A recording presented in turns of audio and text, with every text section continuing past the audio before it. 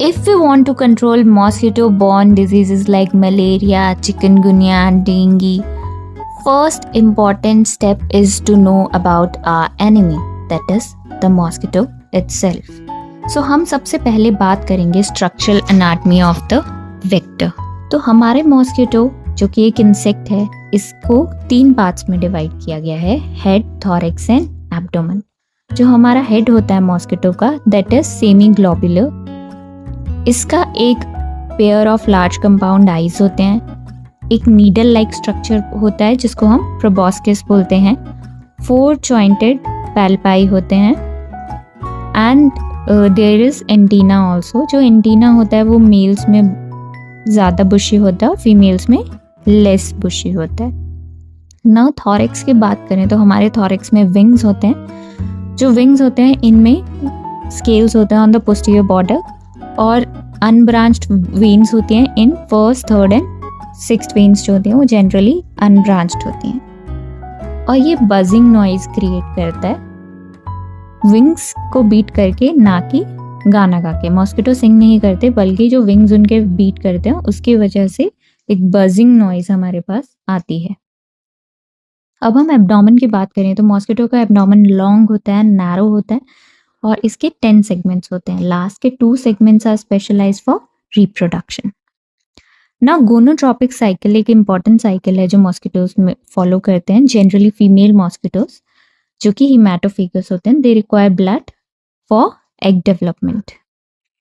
तो period between the blood meal and egg maturation is called as gonotrophic cycle. और gonotrophic cycle decide करता है, ये period decide करता है कि डिजीज का स्प्रेड का जो पेस होगी वो कितनी होगी, कितनी पेस में हमारी डिजीज स्प्रेड होगी. तो ये गोनोट्रोपिक साइकिल की वजह से हमें पता चलता है. जनरली इसकी ड्यूरेशन जो होती है that is 48 hours in tropical climates. Mosquito जो है वो कंप्लीट मेटामॉर्फोसिस फॉलो करता है. सबसे पहले एग्स के बाद लार्वा बनेगा, लार्वा के बाद प्यूपा, प्यूपा के बाद अडल्ट मॉस्किटो. सो एग्स की बात करें तो जनरली 100 to 200 एग्स ले होते हैं एक टाइम पे, जो कि 1 से 2 दिन लास्ट करते हैं. उसके बाद हमारे पास लार्वा होता है जो कि फ्री स्विमिंग. सो लार्वा फीड करता है एल्गी एंड बैक्टीरिया पे, और ये 4 इंस्टार्स के स्टेजेस के थ्रू पास होता है विद मोल्टिंग. जो ये स्टेज होती है लार्वा की स्टेज, वो लास्ट होती है अबाउट 5 to 7 डेज. फिर हमारे पास प्यूपा आता है जो कि कॉमा शेप्ड एक ऑर्गेनिज्म होता है. इसका सेफेलोथॉरैक्स थोड़ा सा बनने लग पड़ता है, और इसमें एक एब्डोमेन होते हैं और 2 रेस्पिरेटरी ट्रम्पेट्स होते हैं. ये डाउनवर्ड स्विम करता है अगर इसे डिस्टर्ब किया जाए, और ये स्टेज लास्ट होती है अबाउट 1 to 2 डेज. फिर उसके बाद जो अडल्ट होता है वो इमर्ज होता है जब प्यूपा को फाड़ के वो अडल्ट हमारा इमर्ज होता है. थोड़ा सा प्यूपा की स्किन पे बैठा रहता है जब तक कि उसके विंग्स हमारे हार्डन ना हो जाए. तो जो ये टोटल साइकिल फॉलो करता है mosquito from eggs to adult, इसको लगभग 7 to 10 डेज लग जाते हैं. और एवरेज जो अडल्ट का लाइफ स्पैन है वो होता है 8 to 34 डेज. नाउ हमारे पास वाटर सरफेस डायनेमिक्स की बात करें तो एडीज, क्यूलेक्स और मैंसोनिया में क्या डिफरेंस होता है. और सबसे पहले हम बात करते हैं एनोफ्लीस की. जो एनोफ्लीस है वो एग जो ले करता है दैट इज सिंगल. इसका बोट शेप्ड एग्स होता है विद लेटरल फ्लोट्स. उसमें लेटरल फ्लोट्स हमारे बने होते हैं. क्यूलेक्स के एग्स की बात करें तो क्यूलेक्स जो होते हैं वो राफ्ट्स में एग ले करते हैं. जो एडीज होता है हमारा वो सिंगल एग ले करता है जो कि शिगार शेप्ड होता है. देन मैंसोनिया की बात करें तो ये हमेशा जनरली इसके एग्स जो ले होते हैं वो प्लांट के लीव्स के नीचे ले करता है. ये भी क्लस्टर में ही ले करता है, पर वो जो ये क्लस्टर बनाएगा वो राफ्ट शेप नहीं होगा क्यूलेक्स की तरह, वो स्टार शेप्ड होगा क्लस्टर. फिर इनके लार्वे की बात करें, क्योंकि एग के बाद जो नेक्स्ट स्टेज आता है दैट इज लार्वा. लार्वा की बात करें तो एनोफ्लीस का जो लार्वा होता है उसमें कोई सिफॉन ट्यूब नहीं होती. सो लार्वा फ्लोट करता है horizontally directly against the surface feeders होते हैं इनके लार्वा. और जो हमारे क्यूलेक्स और एडीज का जो लार्वा होता है दैट इज वो डाउनवर्ड हैंग करता है. उसमें एक सिफॉन ट्यूब होती है on 8th abdomen. 8th abdominal segment पे सिफॉन ट्यूब होती है जो कि to use to break the surface tension. Then हम मैंसोनिया की बात करें तो मैंसोनिया का लार्वा डायरेक्टली रूटलेट से अटैच्ड होता है, वहीं से ऑक्सीजन अपनी एक्सट्रैक्ट करेगा. अब हम फर्दर डिफरेंसेस की बात करेंगे तो एनोफिलिनी एंड क्यूलिसिनी। जो एनोफिलिनी है जिसमें हमारा एनोफ्लीज आता है उसमें बोट शेप्ड एग्स हैं, फ्लोटर्स होते हैं लेटरल और सिंगली ले करते हैं। क्यूलिसिनी जिसमें हमारे पास क्यूलेक्स, एडी, मैंसोनिया आते हैं, वो ओवल शेप्ड एग्स ले करते हैं। जो क्यूलेक्स है वो राफ्ट में मल्टीपल एग्स ले करता है राफ्ट में। जो एडीज है वो सिंगल एग ले करता है पर वो सिगार शेप्ड होता है। अब हम लार्वा की बात करें तो एनोफ्लीज में जनरली वो larva parallel to the surface of water, क्योंकि इसमें सिफॉन ट्यूब नहीं होती। जो क्यूलिसिनी है उसका जो लार्वा है वो डाउनवर्ड हैंग करता है और इसमें सिफन ट्यूब प्रेजेंट होती है। ना बॉडी की बात करें तो बॉडी एनोफ्लीज में जो होता है generally when it sits on some person की स्किन पे जब भी बैठता है तो वो इंक्लाइन पोजीशन पे बैठता है। और जो क्यूलिसिनी है उसमें एक हंच्ड बैक होती है।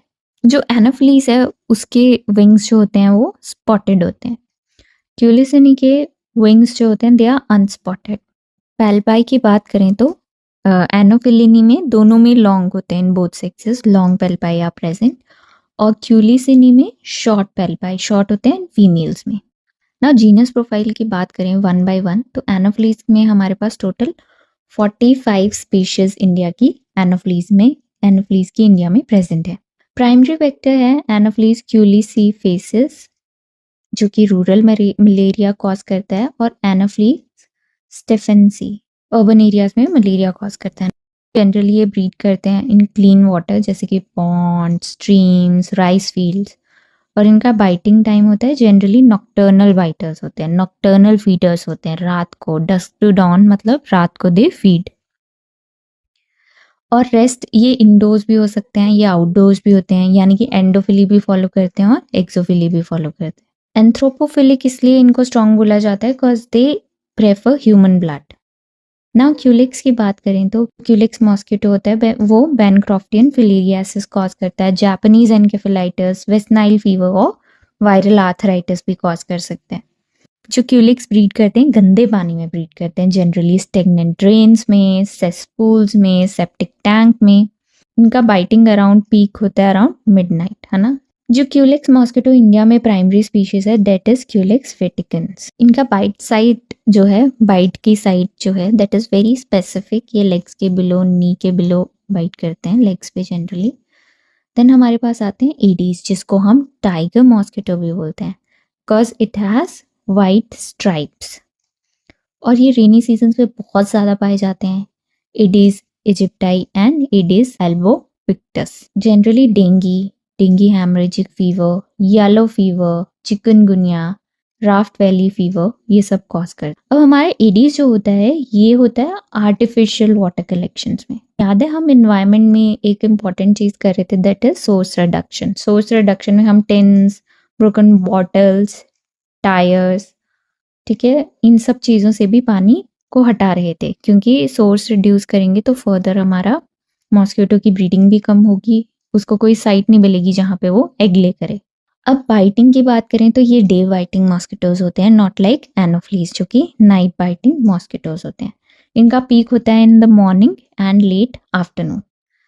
ये बहुत नर्वस फीडर्स होते हैं, मल्टीपल होस्ट को बाइट करेंगे फॉर वन ब्लड मील। एक एडीज में अगर डेंगू वायरस आ गया तो वो कई लोगों को बाइट कर सकता है, तभी इन्हें नर्वस फीडर कहा जाता है। एंडोफिलिक होते हैं और एंडोफेजिक होते हैं, मतलब जनरली इनसाइड इंडोर्स ये ज़्यादा पाए जाते हैं, वॉल पे रेस्ट करते हैं इंडोर वॉल्स पे, और अंदर ही ज़्यादा ये काटते हैं Aedes mosquito.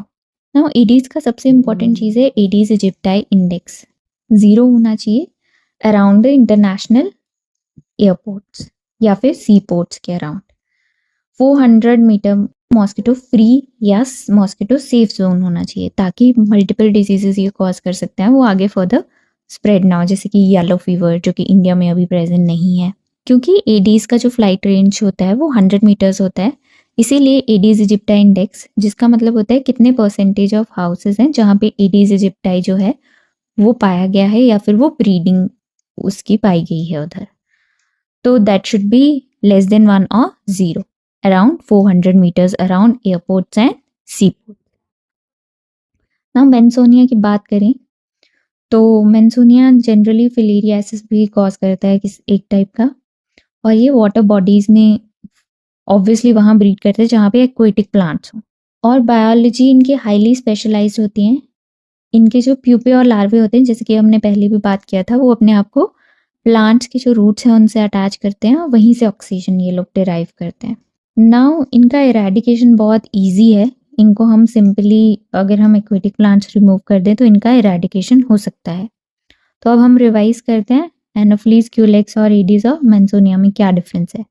Anopheles clean water में होता है, क्यूलेक्स डर्टी या फिर पॉल्यूटेड, और ईडीज आर्टिफिशियल कंटेनर्स में जनरली ब्रीड करता है, और मेंसोनिया एक्वेटिक प्लांट्स में।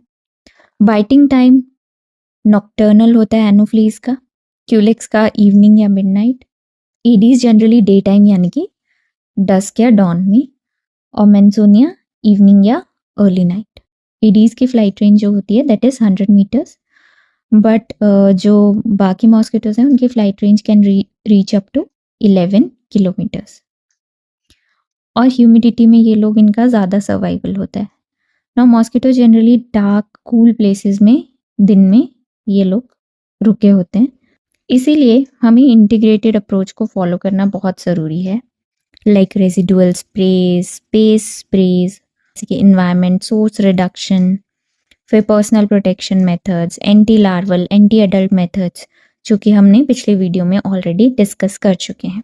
Check out that video, and if you have watched till now, give me a thumbs up and comment below.